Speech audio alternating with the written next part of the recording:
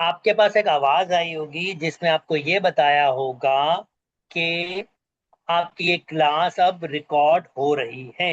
यानी हमारा हर सेशन जो भी हम क्लास कंडक्ट करेंगे वो रिकॉर्ड होगा, और आपकी एक प्राइवेट प्लेलिस्ट बनेगी जिसमें वो वीडियोस जो जैसे अभी हमने स्टार्ट किया है ना, ऐसी हर वीडियोस डे 1 से लेकर एंड तक आप वापस देख सकेंगे।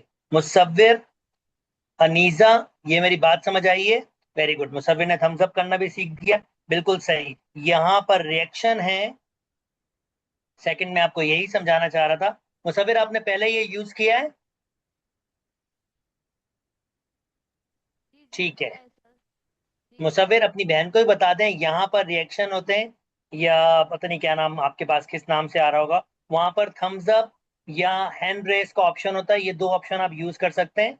थम्स अप जब कोई जी बात समझ आ जाए, और हैंड रेस जब कोई चीज पूछना हो। अनीजा, मुसव्विर, ये वाली बात भी समझ आ गई है? जी जी जी। ठीक है।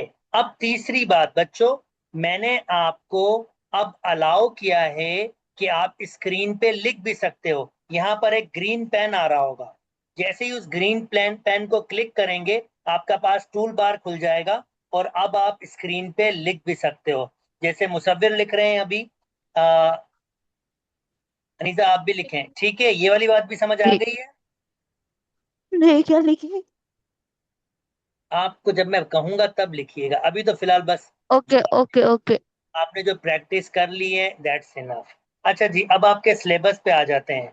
मुसव्विर, आपने कहा था कि आपको मैथ्स पसंद है, ऐसा ही है? जी जी।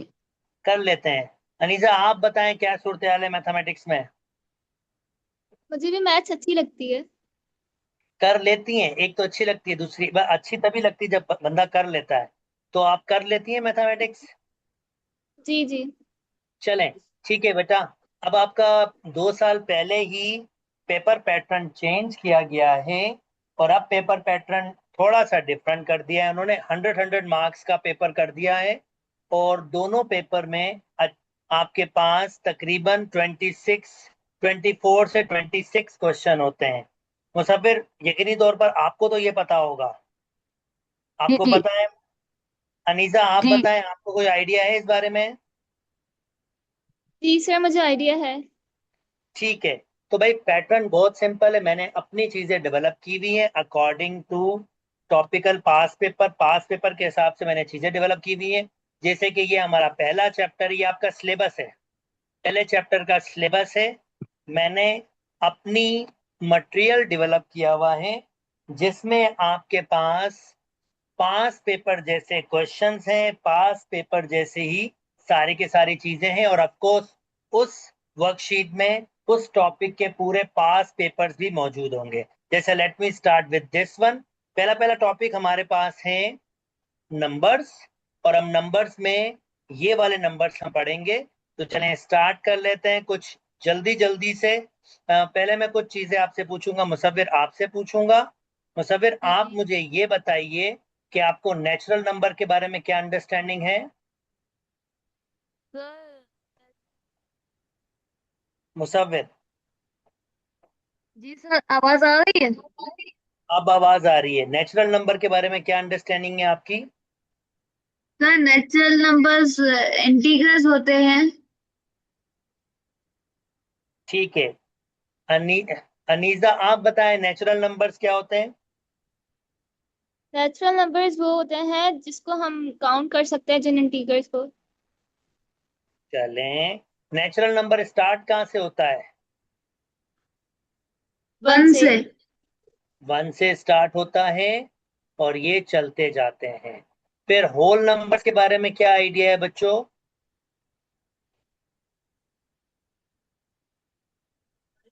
Whole sir number. Whole whole numbers. जी मुसव्विर बोलिए, होल नंबर्स क्या होते हैं?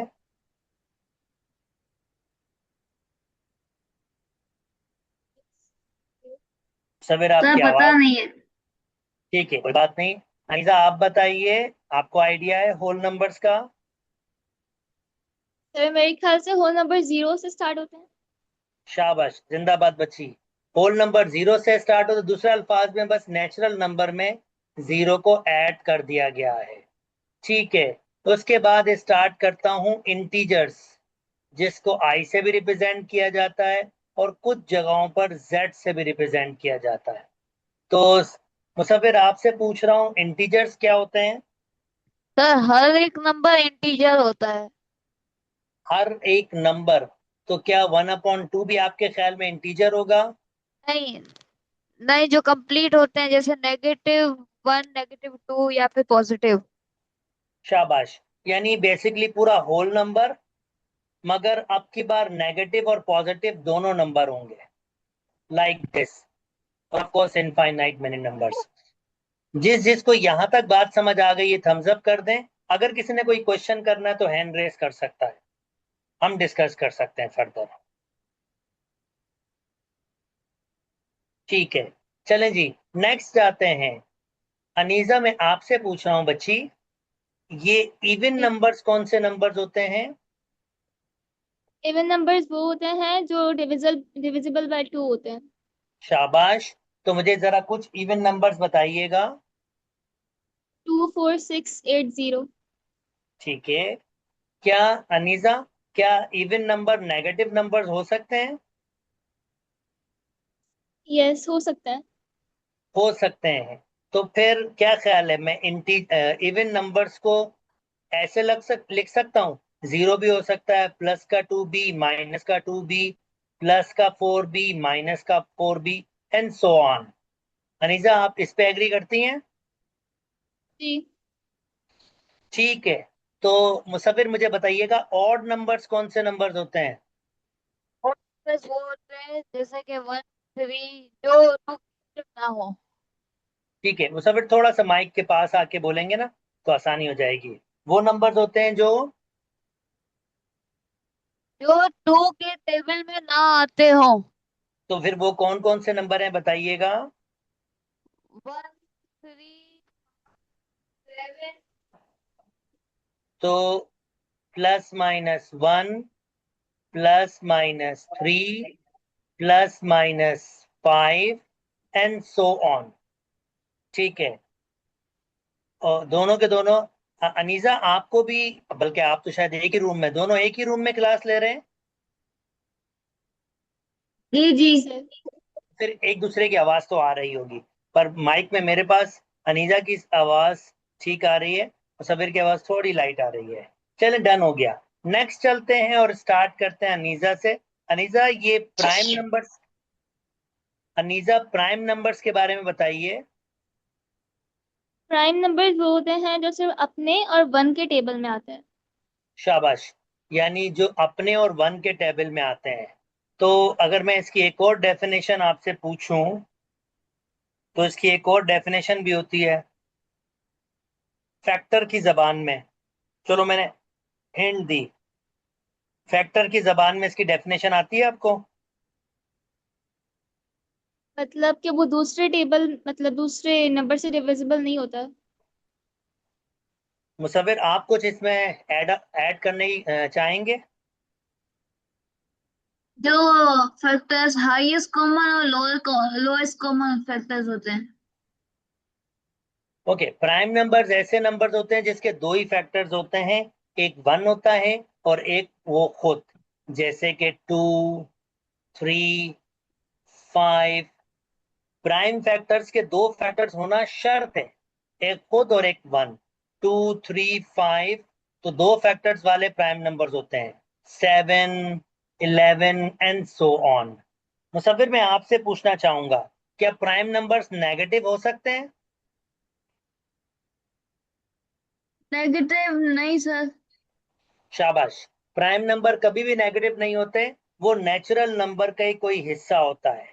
अच्छा जी, अनीजा, आप मुझे बताइएगा, कंपोजिट नंबर्स कौन से नंबर्स होते हैं? कंपोजिट नंबर वो होते हैं जो खुद के और दूसरों के टेबल में आ सकते हैं। ओके, थोड़ा सा और इसको डिस्क्राइब कीजिए अनीजा। जैसे कि 4 वो खुद के टेबल में आता है, 2 के टेबल में एंड 1 के टेबल में आता है। तो मैं ऐसा कह सकता हूँ कि इसके दो से ज्यादा फैक्टर होते हैं? यस। तो फिर 4 हो गया, 6 हो गया, 8 हो गया, 9 हो गया, 10 हो गया। मुसव्विर, अगर मैं कंपोजिट नंबर्स को in term of prime numbers explain करना चाहूं तो मैं कैसे एक्सप्लेन कर सकता हूं? सर क्वेश्चन रिपीट कीजिएगा। क्वेश्चन में ये पूछ रहा हूं मेरा बच्चा कि अगर मैं कंपोजिट नंबर को in term of prime number describe करना चाहूं, एक्सप्लेन करना चाहूं, बताना चाहूं तो कैसे बता सकता हूं? सर कंपोजिट नंबर समझा सकते हैं कि क्या होता है? अड़ी ये भी थोड़ी देर पहले हमने कंपोजिट नंबर डिस्कस किया था। I thought you you listen. Aneeza, आप बताइएगा कि कंपोजिट नंबर कौन से नंबर होते हैं? कंपोजिट नंबर वो होते हैं जो दो से ज्यादा टेबल में आ सकते हैं। जो दो जिसके दो या दो से ज्यादा फैक्टर होते हैं, या वो कम से कम 3 नंबर से डिवाइड हो सकते हैं। जैसे प्राइम नंबर सिर्फ 2 नंबर से, किसी भी 2 नंबर से डिवाइड होते हैं जो 1 होता है और वो उसका सेल्फ होता है। ऐसे ही कंपोजिट नंबर 2 से ज्यादा नंबर से डिवाइड हो सकते हैं। तो मेरा क्वेश्चन बहुत सिंपल है कि क्या मैं कंपोजिट नंबर्स को अगर समझाना चाहूं तो मैं प्राइम नंबर्स की फॉर्म में कुछ समझा सकता हूं कंपोजिट नंबर्स को? जी सर। कैसे? सर जैसे प्राइम नंबर है वो 2 है, तो 2 के टेबल में 4 भी आता है, 6 भी आता है, 8 भी आता है। चलें, ठीक है, आपने एक अच्छी कोशिश की, लिंक बनाने की कोशिश की, ये एक अच्छी बात है। भाई, जो भी नंबर प्राइम नहीं होते मेरे बच्चे, वो कंपोजिट होते हैं। तो जो नंबर प्राइम नहीं होंगे ना, वो सब के सब कंपोजिट होंगे। जिस जिसको मेरी ये बात समझ आ गई है थम्स अप कर दें। अगर किसी ने कोई डिस्कशन करनी तो डिस्कशन कर सकता है। अब क्योंकि ये रिकॉर्डिंग भी हो रही है तो फायदा ये है, जो बच्चों का सबसे बड़ा क्वेश्चन होता है ना सर, हम चीजें भूल जाते हैं। सर, एक महीने पहले वाली चीज को अगर हमने पढ़ा था तो हमें कहाँ याद रहेगा? अब ये सब रिकॉर्डिंग्स आपकी प्लेलिस्ट में जो मैं बनाऊंगा उसमें डलती जाएंगी और आपके पास लिंक आ जाएगा। और आप उस लिंक के जरिए वीडियो 1, वीडियो 2, वीडियो 3, इसको आप जब चाहें जितना चाहें देख सकते हैं। तो ये सबसे बड़ा एडवांटेज मेरे पास ऑनलाइन में होता है। सेकंड, हर चीज मैंने खुद से डेवलप की हुई है। यानी आपको टॉपिकल पास पेपर इस वर्कशीट के एंड में मिल जाएंगे।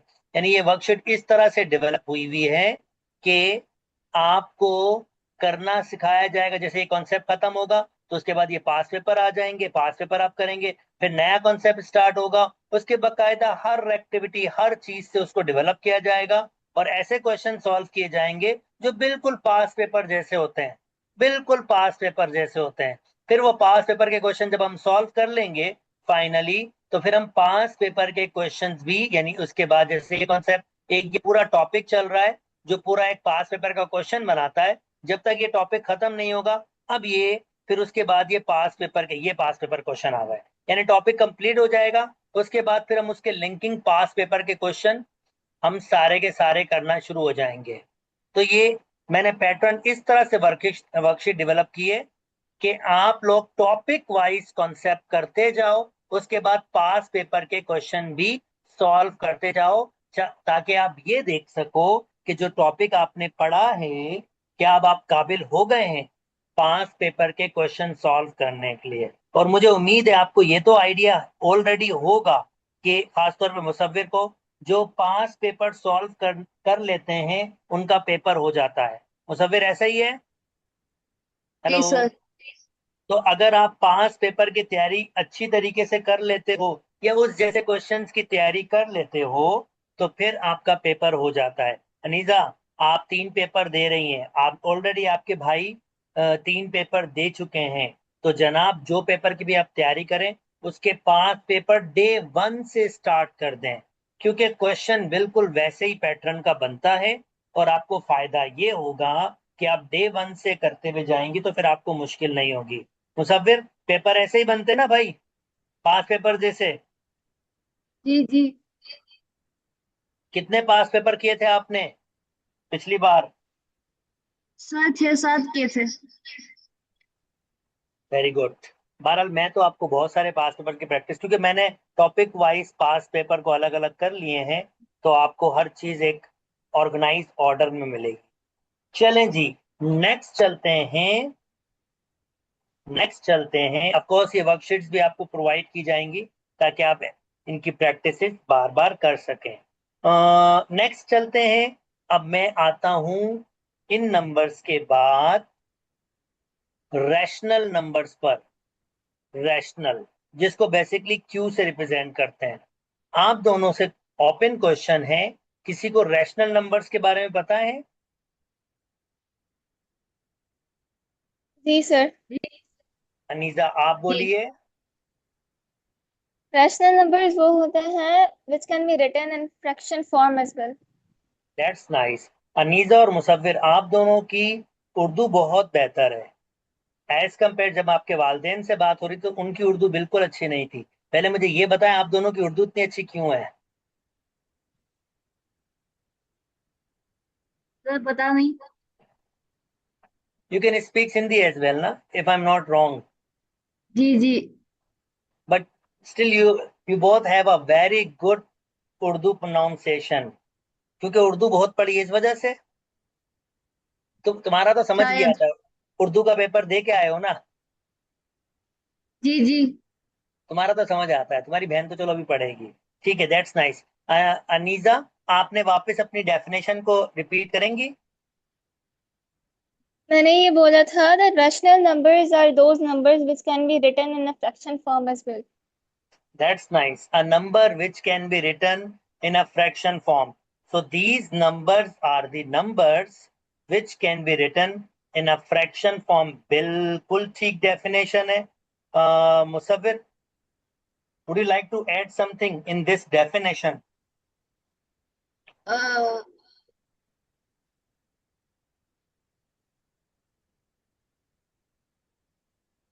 Think, think बच्चे।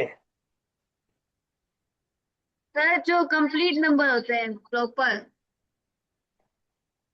चलो उसमें आप थोड़ी आगे की बात कर रहे हो, पिछले साल कुछ पढ़ा होगा तो, पर उसका नाम थोड़ा डिफरेंट ले लेते हैं अभी, उस पर भी बात करते हैं। Okay.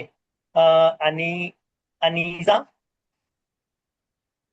let me I am actually claiming something, that these all numbers are also rational number. This is my claim. Can you verify this? Actually, sir, I haven't studied about rational numbers, But it's okay, so beta.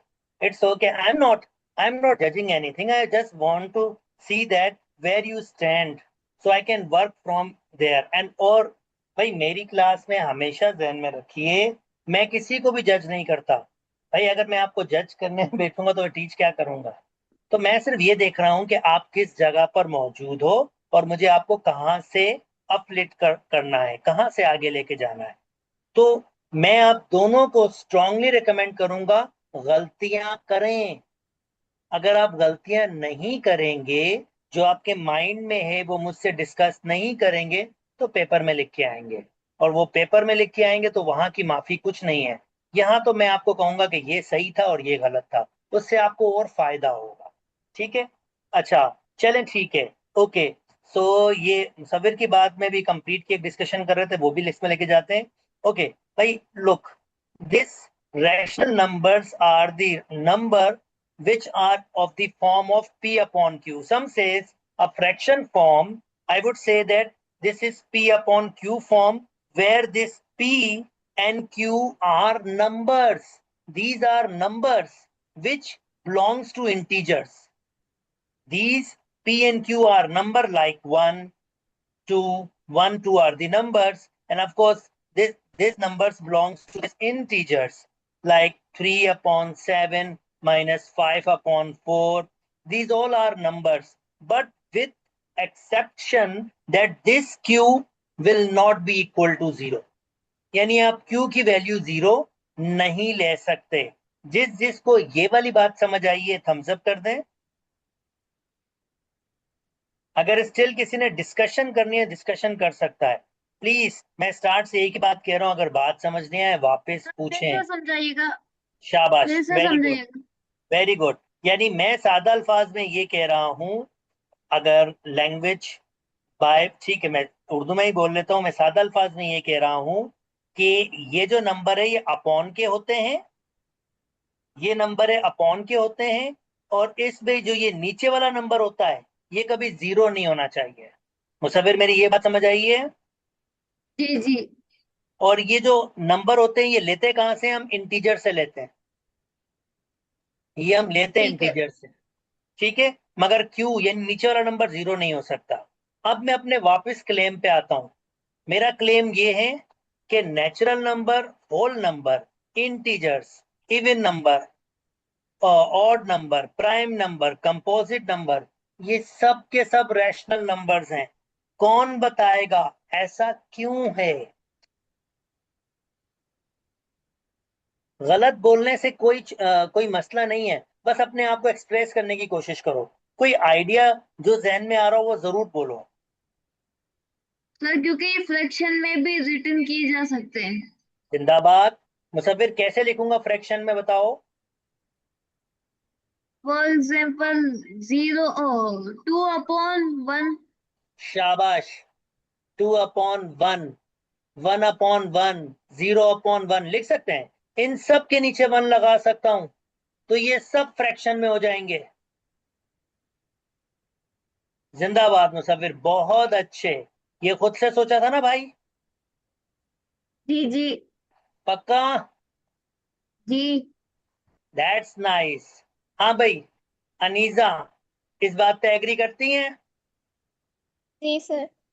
ठीक है, तो इसका मतलब ये हुआ बच्चों कि यहां तक जितने भी नंबर्स हमने पढ़े थे वो सब के सब रैशनल नंबर्स थे, सब के सब रैशनल नंबर्स थे। तो चलें, अब रैशनल नंबर्स को थोड़ा सा और डिगिंग करते हैं इसके साथ, और इसको थोड़ा और एक्सप्लोर करने की कोशिश करते हैं। लेट मी हैव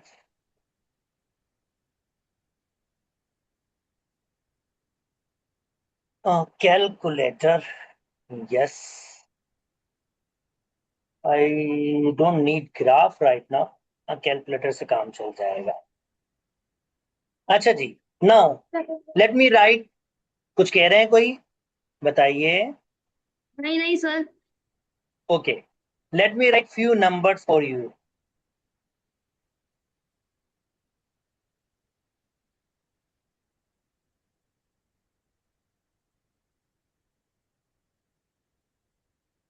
अच्छा, मुसव्विर, अनीजा, आप इस बात पे एग्री हैं कि मैं इन फ्रैक्शंस को डेसिमल में लिख सकता हूं? अगर एग्री हैं तो थम्स अप कर दें।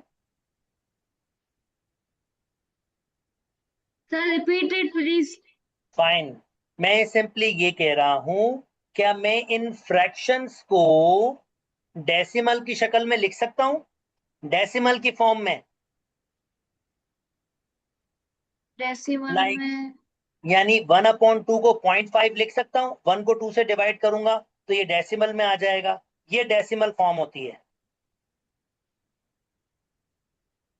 जस्ट जी जी जी। 1 जी सर लिख सकते डिवाइडेड हैं। बाय 2, आंसर 0.5, तो ये 0.5 हो गया।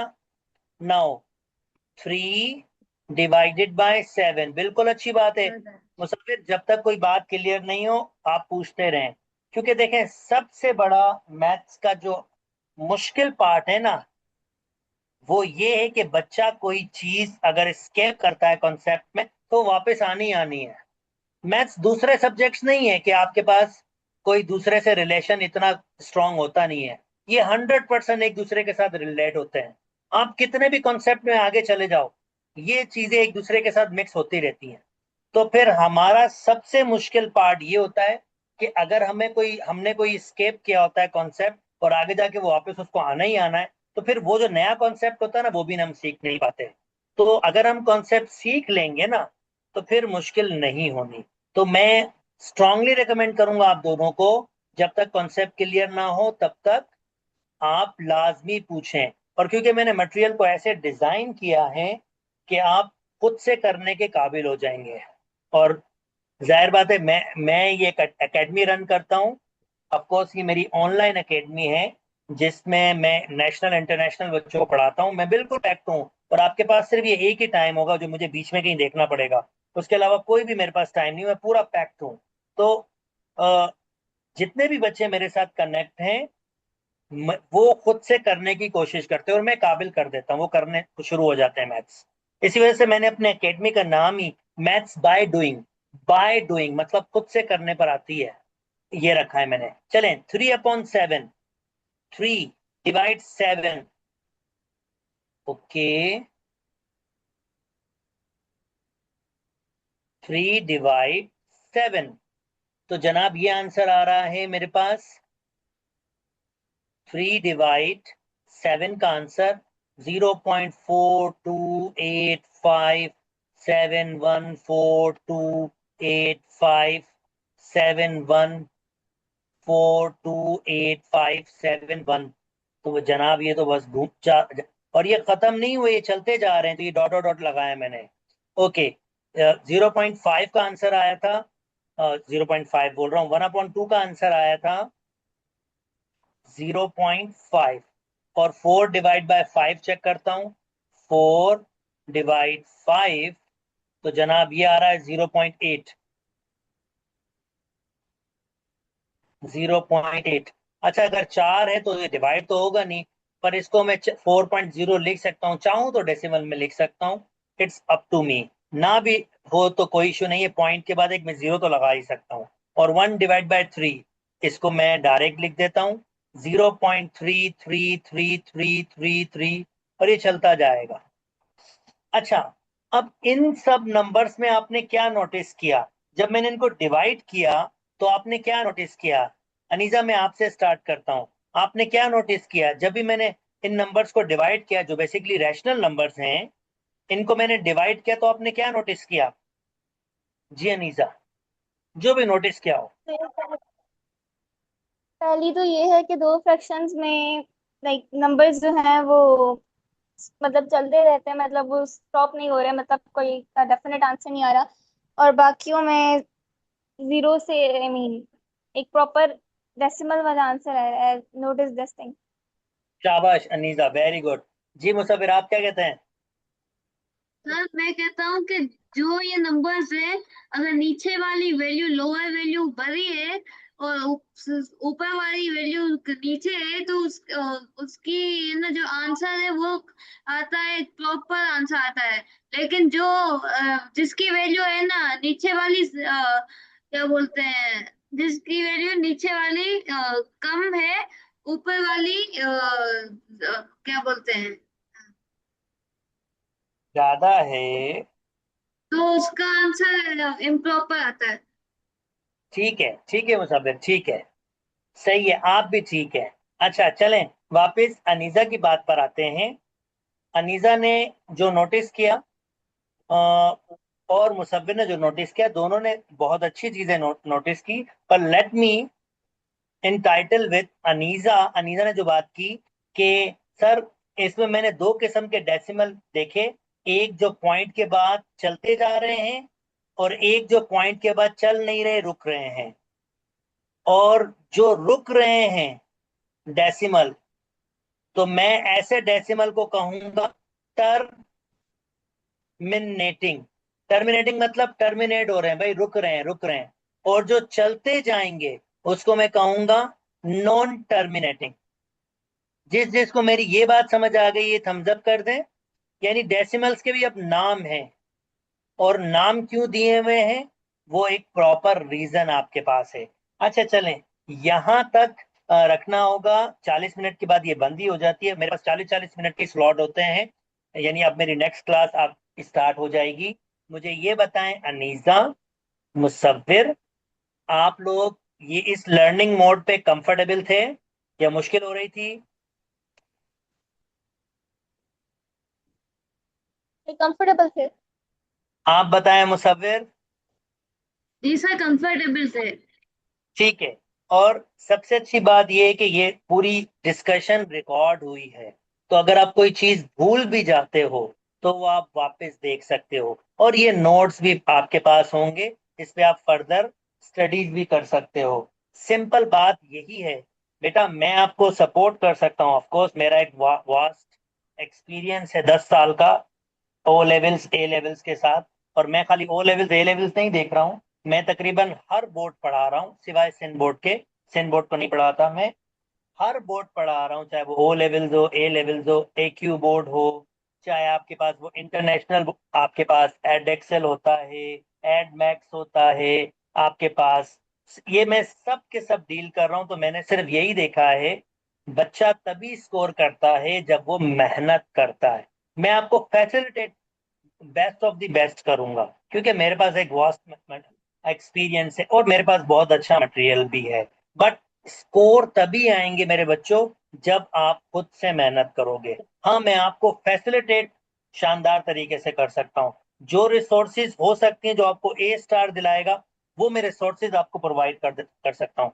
मैं और मैं जितना भी कर लूँ, अगर आप मेहनत नहीं करोगे, मेरे लिए मैं पॉसिबल ही नहीं होगा कि वो मैं अचीव कर सकूं। तो आप लोगों को भी मेहनत करनी पड़ेगी, ठीक है? चलो, ठीक है सर। ओके जी, यहीं तक रखते हैं, अपना ख्याल रखिए, अल्लाह हाफिज।